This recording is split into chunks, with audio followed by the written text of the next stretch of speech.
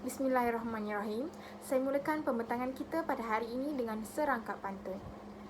Melati kuntum tumbuh melata, sayang merbah di pohon cemara. Assalamualaikum mulanya kata, awal bismillah pembuka bicara. Assalamualaikum warahmatullahi wabarakatuh dan salam sejahtera kepada Dr. Hijah dan juga rakan-rakan. Baik, hari ini kumpulan kami yang terdiri daripada Akmal Zuhilmi bin Azhar iaitu ketua kumpulan kami, seterusnya Nur Atira Najwa binti Mak Jaeh dan saya sendiri Nur Syazwani binti Hussein. Kami akan membentangkan tugasan kami yang bertajuk Sekolah sebagai satu organisasi sosial. Sebelum kita pergi lebih jauh, marilah kita sama-sama mendengar lagu santai-santai ini, lagu sekolah. Okey, jom.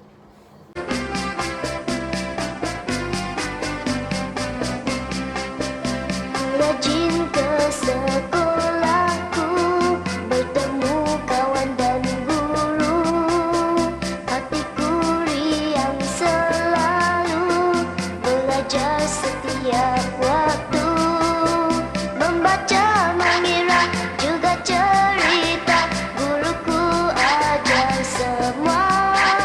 Supaya jadi orang berguna untuk di hari muka.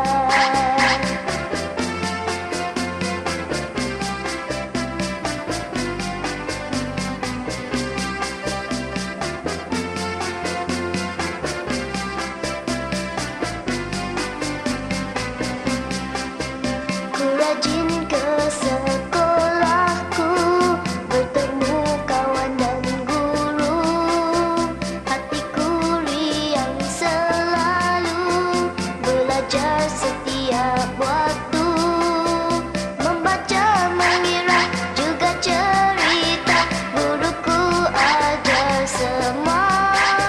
Supaya jadi orang berguna untuk di hari muka. Supaya jadi orang berguna untuk di hari muka. Okey, di skrin ni kita dapat lihat, saya tunjukkan beberapa situasi yang berlaku di sekolah, antaranya untuk memberi gambaran kepada kamu semua apa itu sekolah sebagai satu organisasi sosial. Okey, contohnya suasana dalam kelas iaitu ketika pembelajaran dan pengajaran dan pembelajaran berlangsung.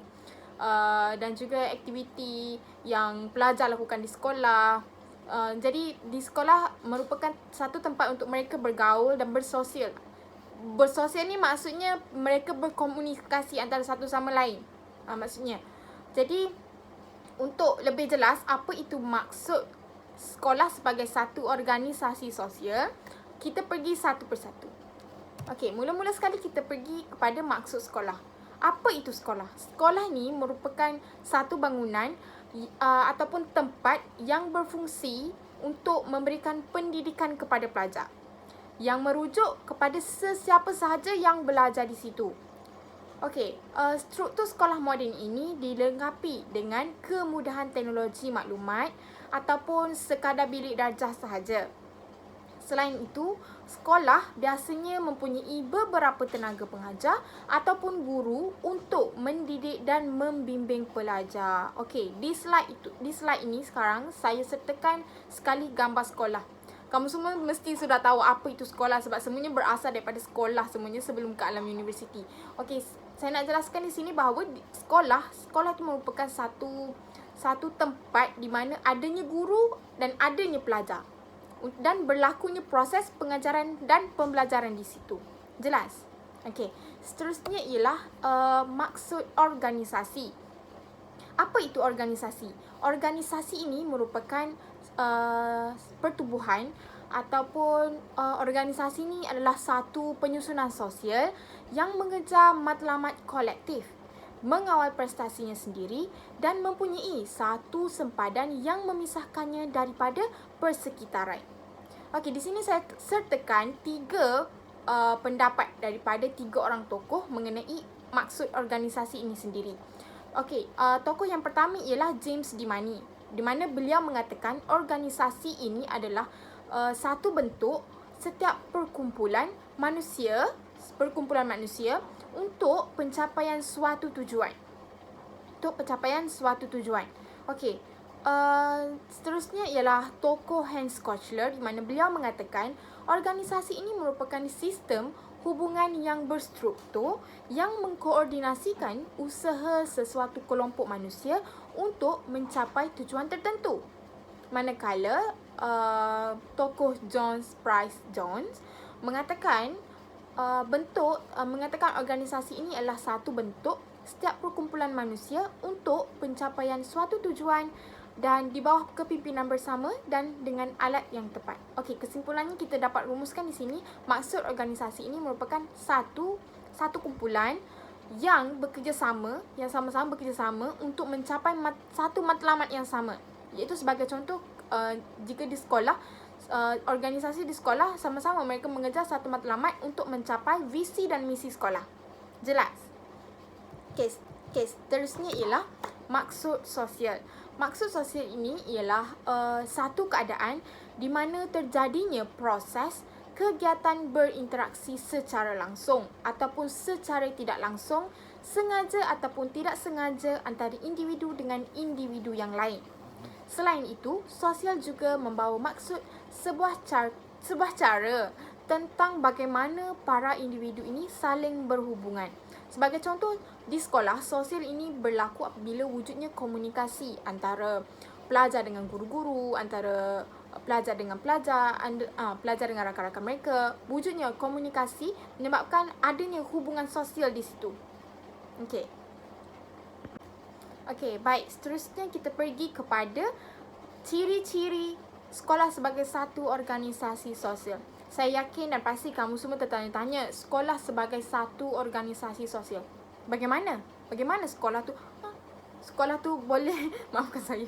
Bagaimana sekolah tu boleh dikatakan sebagai satu organisasi sosial? Okey, ciri-cirinya dia dan saya sertakan di sini ialah terdapat 6 ciri. Yang pertama ialah adanya carta organisasi.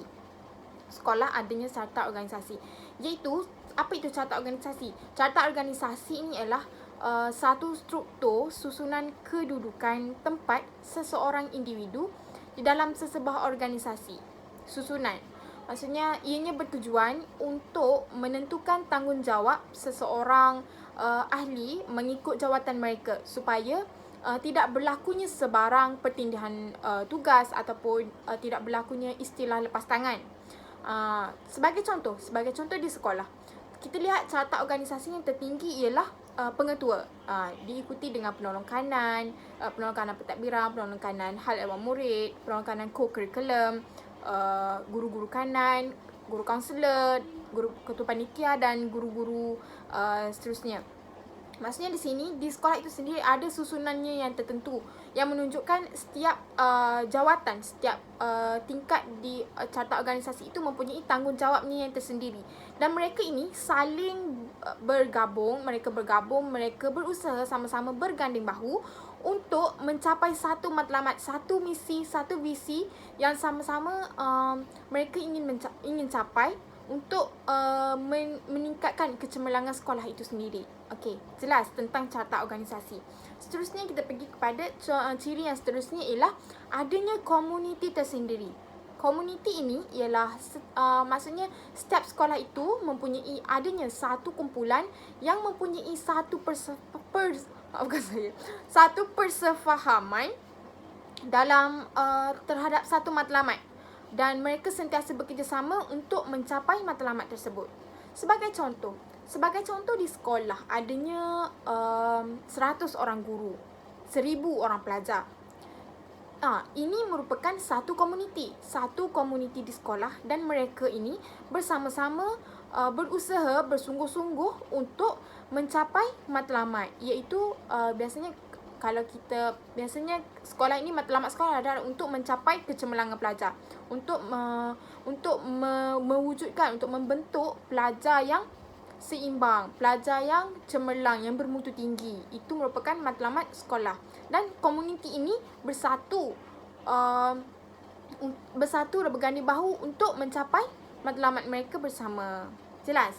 Okey. Ciri yang seterusnya ialah adanya interaksi. Interaksi pula, interaksi ini ialah interaksi ini akan wujud apabila berlakunya komunikasi antara sebuah pihak dengan pihak yang lain. Kita ambil contoh yang paling dekat lah. Contoh interaksi ini berlaku apabila wujudnya komunikasi dua hala antara guru dengan pelajar, pelajar dengan pelajar. Bila interaksi ini berlaku? Biasanya interaksi ini akan berlaku semasa di dalam kelas. Apabila proses pengajaran serta pembelajaran itu berlangsung, guru akan berinteraksi dengan pelajar. Pelajar akan berinteraksi dengan kawan-kawannya, menyebabkan wujudnya satu hubungan sosial di situ. Baik. Ciri yang seterusnya ialah adanya pelbagai aktiviti. Di sekolah itu, kita sudah sedia maklum, di sekolah kita sebelum ini memang banyak aktiviti yang dijalankan. Sebagai contoh, seperti hari koperasi, hari kantin, acara sukan tahunan sekolah dan juga sambutan hari guru dan banyak lagi aktiviti yang dijalankan. Melalui aktiviti ini memang sememangnya guru-guru dan pelajar memang akan berinteraksi, akan bekerjasama antara mereka untuk mencairkan sesuatu aktiviti tersebut. Melalui aktiviti-aktiviti ini wujudnya satu hubungan sosial di antara mereka dan wujudnya kerjasama antara mereka. Disebabkan ada ciri-ciri ini, sekolah itu disebut sebagai sekolah sebagai satu organisasi sosial. Adanya pelbagai aktiviti. Seterusnya ialah adanya peraturan dan tata cara. Peraturan, apa itu peraturan? Peraturan ini merupakan syarat yang telah ditetapkan dan seseorang itu perlu untuk mematuhi syarat-syarat tersebut. Dan jika mereka tidak mematuhi, mereka layak untuk menerima sebarang hukuman.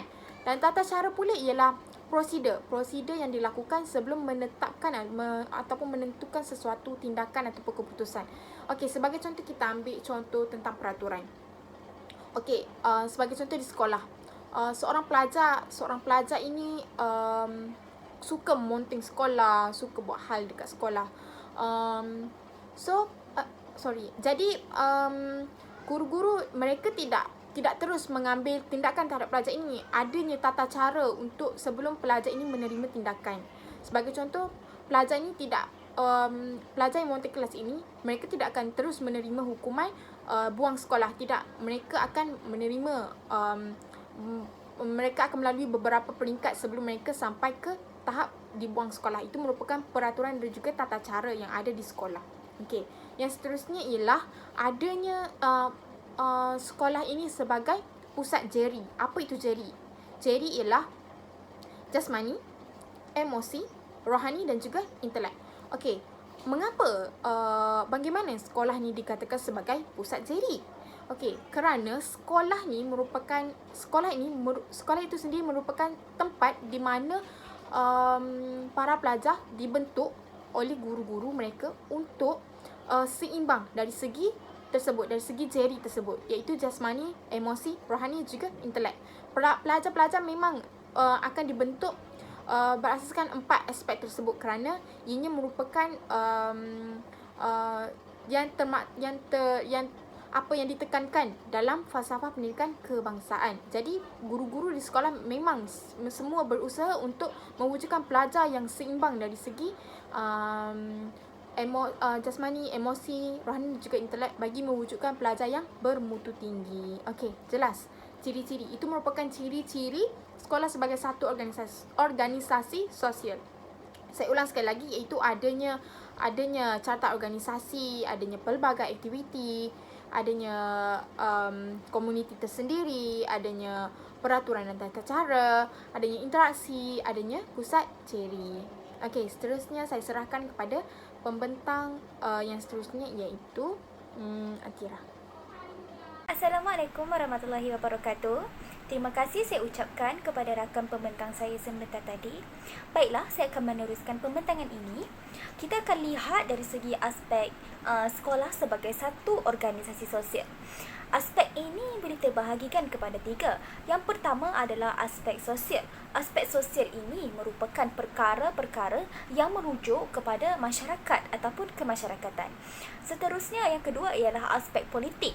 Aspek politik ini merupakan proses ataupun cara membuat keputusan bagi sesuatu kumpulan. Kebiasaannya, politik ini kita kaitkan dengan kerajaan. Namun, sekolah juga merupakan satu politik dalam bidang akademik. Baiklah, yang terakhir adalah aspek ekonomi. Ekonomi ini adalah berkaitan dengan proses pengeluaran dan juga proses pengagihan barang dan juga perkhidmatan. Baiklah, sekolah ia merupakan satu pengeluaran di mana sekolah mampu untuk mengeluarkan pelajar yang mampu untuk memajukan negara dalam pelbagai bidang. Baiklah, seterusnya kita akan lihat aspek sosial. Aspek sosial yang pertama ialah membentuk sosial pelajar, iaitu sekolah dapat melatih sikap menghormati. Sebagai contohnya, dalam satu kelas pasti akan mempunyai struktur organisasi, iaitu ketua kelas, penolong ketua kelas, bendahari dan sebagainya. Jadi, setiap pelajar di dalam kelas tersebut wajar untuk menghormati dan juga mematuhi arahan yang telah dikeluarkan oleh ketua mereka. Seterusnya, aktiviti kokurikulum melatih personaliti positif dan bertanggungjawab. Sebagai contohnya, melalui aktiviti kokurikulum pasti akan mempunyai aktiviti secara berkumpulan. Aktiviti ini dapat membantu pelajar untuk melatih sikap bertanggungjawab sebagai ahli kumpulan di dalam kumpulan tersebut. Baiklah, aspek yang kedua ialah interaksi sosial dan juga perkembangan emosi. Sekolah dapat melatih kemahiran interaksi pelajar iaitu melalui pembentangan. Sebagai contohnya, apabila guru menyuruh pelajar tersebut membuat pembentangan, hal ini dapat meningkatkan kemahiran pelajar untuk berinteraksi dengan kelompok yang ramai. Seterusnya, sekolah juga dapat menjalankan hubungan dua hala melalui aktiviti kokurikulum. Hubungan dua hala ini merupakan hubungan pelajar dengan hubungan alam sekolah dan juga komuniti. Jadi, jalinan hubungan yang baik ini mampu untuk melahirkan budaya belajar dan persekitaran belajar yang sihat. Aspek yang seterusnya ialah penerapan nilai murni dan juga agama. Selain daripada nilai-nilai yang telah dipelajari di dalam pendidikan Islam ataupun pendidikan moral, guru perlu menjadi contoh ikutan dan contoh teladan kepada para pelajar. Kerana matlamat pembelajaran ialah melahirkan pelajar yang berhemah tinggi dan juga seimbang dari segi jasmani, emosi, rohani dan juga intelek yang dinamakan sebagai jeri. Jadi, hal ini dapat membentuk generasi yang bermoral sesuai dengan kehendak agama masing-masing. Baiklah, seterusnya ialah pembentukan disiplin pelajar. Matlamat pendidikan adalah melahirkan pelajar yang berdisiplin.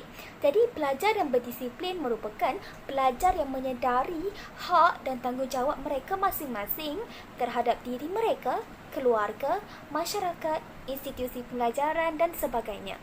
Secara ringkasnya, disiplin ini merupakan satu denda ataupun hukuman.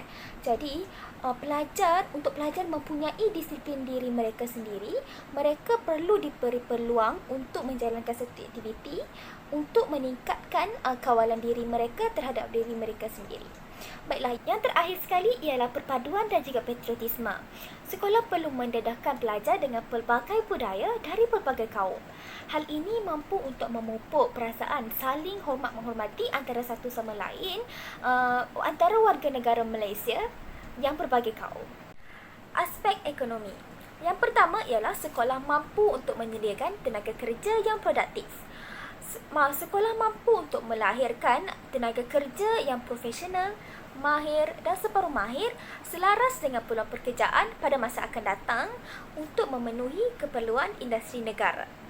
Seterusnya ialah mengimbangi sosioekonomi antara pelajar berbagai etnik, iaitu sesuai dengan dasar pendidikan, kerajaan telah memperbaiki imbangan guna tenaga bumi putera dengan bukan bumi putera dalam sektor awam dan juga sektor swasta dengan mengimbangi corak guna tenaga tanpa mengira etnik.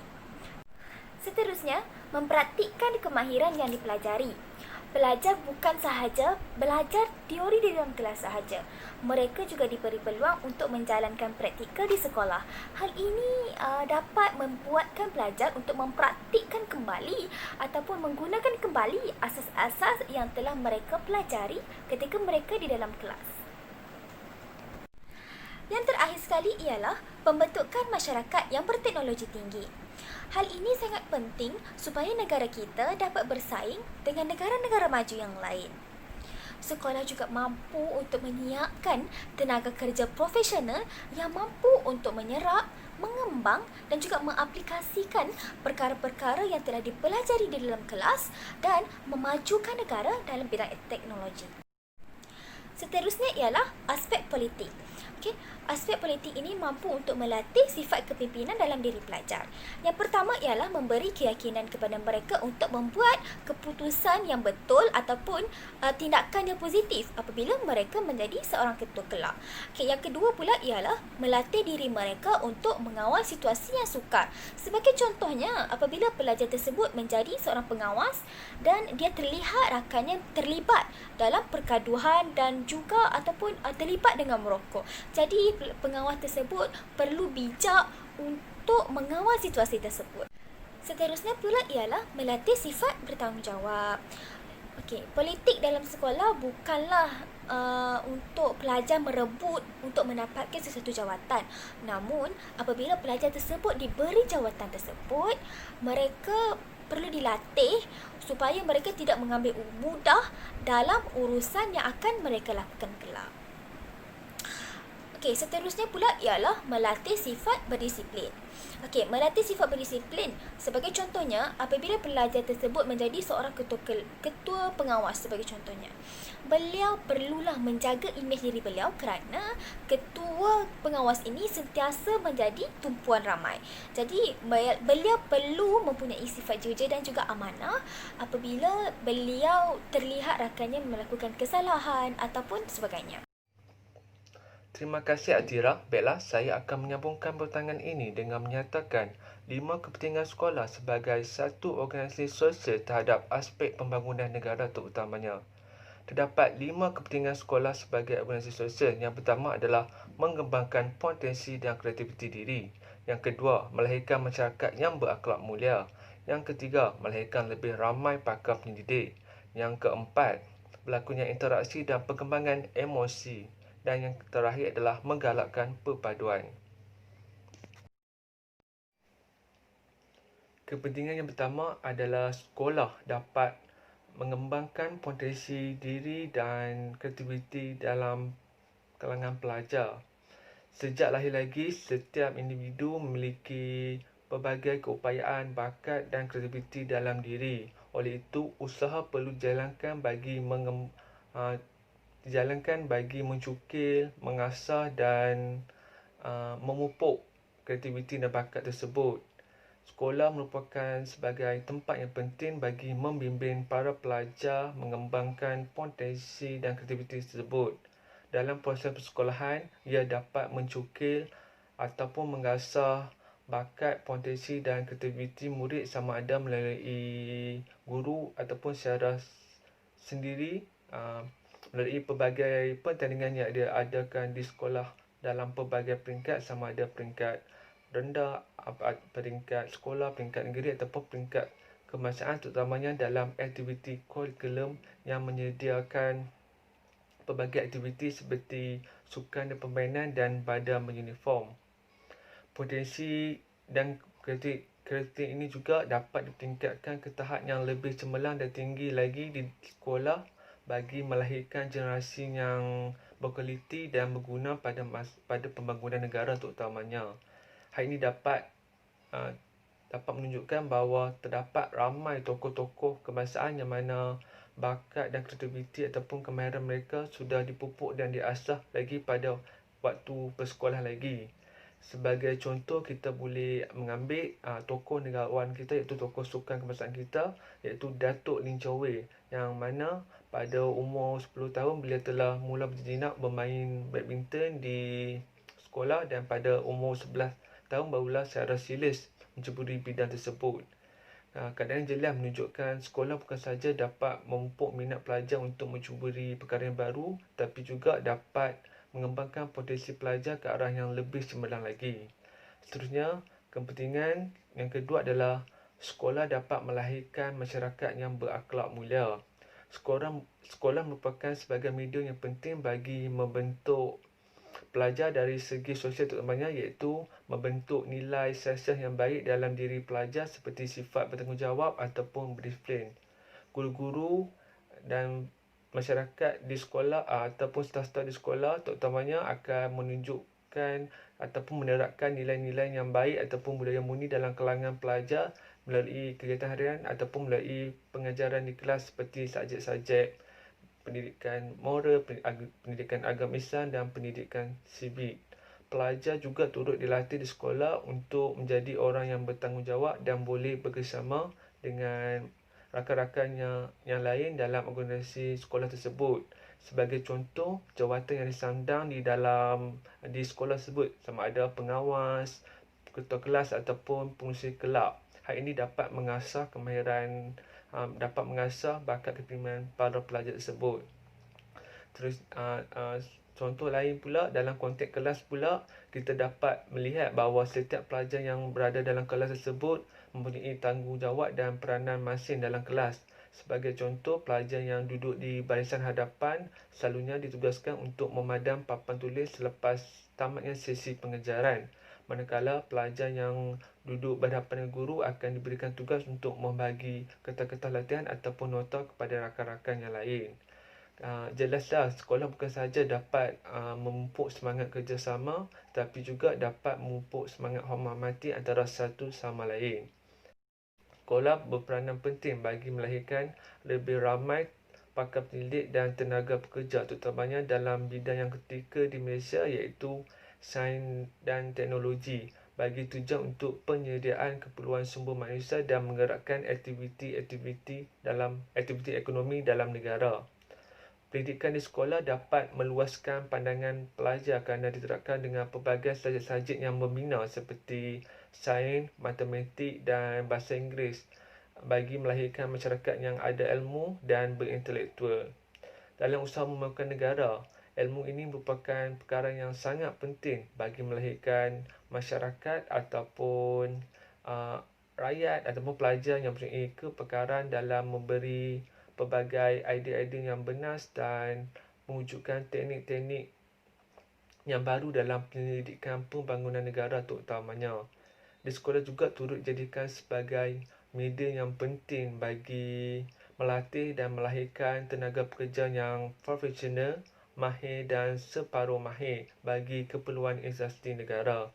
Sekolah sebagai tempat yang penting bagi membentuk ataupun mewujudkan kepentingan emosi para pelajar. Dalam kurikulum iaitu di dalam kelas akan berlaku interaksi antara guru dengan pelajar dan pelajar dengan pelajar melalui pengajaran secara dua hala. Interaksi ini juga dapat diwujudkan apabila guru tersebut mewujudkan suasana harmoni dengan menggunakan kaedah seperti perbincangan ataupun sesi soal jawab antara pelajar. Hal ini boleh menyebabkan pelajar lebih bergiat aktif ataupun lebih giat untuk aktif dalam kelas tersebut dengan menanyakan soalan, memberi pendapat, berbincang bersama-sama bagi menyelesaikan masalah ataupun soalan yang diberikan oleh guru-guru tersebut. Kemahiran interaksi yang baik dan berkesan juga dapat dibentuk melalui kaedah seperti pembentangan. Guru-guru boleh menyuruh pelajar untuk membuat pembentangan terutamanya untuk menjadikan pelajar tersebut lebih berani di hadapan khalayak ramai terutamanya. Kepentingan seterusnya adalah sekolah dapat menggalakkan perpaduan. Seperti yang rakan-rakan sedia maklum bahawa negara kita terdiri pada masyarakat pelbagai majmuk ataupun pelbagai etnik seperti Melayu, Cina dan India. Oleh itu, di sekolah kita akan menjadi tempat bergaul dengan pelbagai kaum ataupun kelompok masyarakat yang berbeza. Sebagai contohnya, sekolah akan menggabungkan semua kaum apabila hendak menyusun kedudukan di dalam kelas. Hal ini bertujuan untuk memastikan murid dalam setiap kelas ataupun dalam setiap kelas tersebut terdiri pada pelbagai kaum ataupun kepelbagaian etnik. Tujuan utamanya adalah untuk menggalakkan perpaduan dan mengeratkan hubungan etnik antara satu sama lain. Perkara ini amat penting kerana akan mempengaruhi kesejahteraan dan keharmonian negara dan sekaligus untuk mewujudkan integrasi nasional. Sedari keusahawanan ataupun hari-hari guru, hari-hari kebangsaan, sekolah perlu melaksanakan program ataupun aktiviti yang dapat melambangkan masyarakat majmuk di sekolah tersebut. Sebagai contoh, di sekolah saya, pelajar-pelajar pada hari Deepavali ataupun hari berdekatan dengan Deepavali akan diberi peluang untuk bersama-sama membuat ataupun menghias kolam di pentas ataupun di tempat-tempat parking. Hal ini bukan sahaja dapat memupuk semangat perpaduan tapi juga dapat memupuk semangat ataupun nilai menghormati budaya orang lain. Kesan sekolah sebagai satu organisasi sosial. Kesan terhadap sosial yang pertama ialah pelajar mampu untuk lebih memahami warisan ekologi dan juga budaya, nilai-nilai, amalan sosial sesebuah masyarakat. Pelajar juga mampu untuk memenuhi tanggungjawab dan juga kewajipan mereka sebagai seorang warga negara Malaysia dan seterusnya perpaduan kaum dapat dipupuk dan juga dicapai. Seterusnya pula ialah kesan terhadap politik. Okey, yang pertama ialah sekolah mampu untuk melahirkan pelajar yang memahami dan menerima prinsip-prinsip mengikut perlembagaan. Yang kedua pula ialah pembentukan individu yang taat setia kepada raja dan negara mengikut perlembagaan yang telah ditetapkan. Dan yang ketiga pula ialah membentuk pelajar yang mampu untuk sedar akan kegunaan hak masing-masing dan juga menunaikan kewajipan masing-masing sebagai rakyat Malaysia, sebagai contohnya pilihan raya untuk memilih pemimpin yang mampu untuk memajukan negara dalam pelbagai bidang. Yang terakhir sekali ialah kesan terhadap ekonomi, iaitu sekolah mampu untuk melahirkan pekerja-pekerja yang produktif dan memberi sumbangan terhadap kemajuan dan juga pembangunan negara. Terima kasih Atira. Baiklah, kesimpulannya, sekolah adalah satu organisasi kerana ia terbina atas satu tujuan utama iaitu pendidikan. Guru-guru perlulah bekerjasama untuk mencapai tujuan yang sama iaitu memanusiakan pelajar. Organisasi ini penting supaya pengurusan sekolah dapat berjalan dengan lancar dan dapat mencapai matlamat iaitu memanusiakan para pelajar. Sekolah sebagai organisasi perlu bersifat lebih terbuka dan sentiasa peka serta beradaptasi dengan perubahan atau perkembangan semasa agar dapat kekal relevan dalam kalangan masyarakat terutamanya. Sekian saja daripada kami.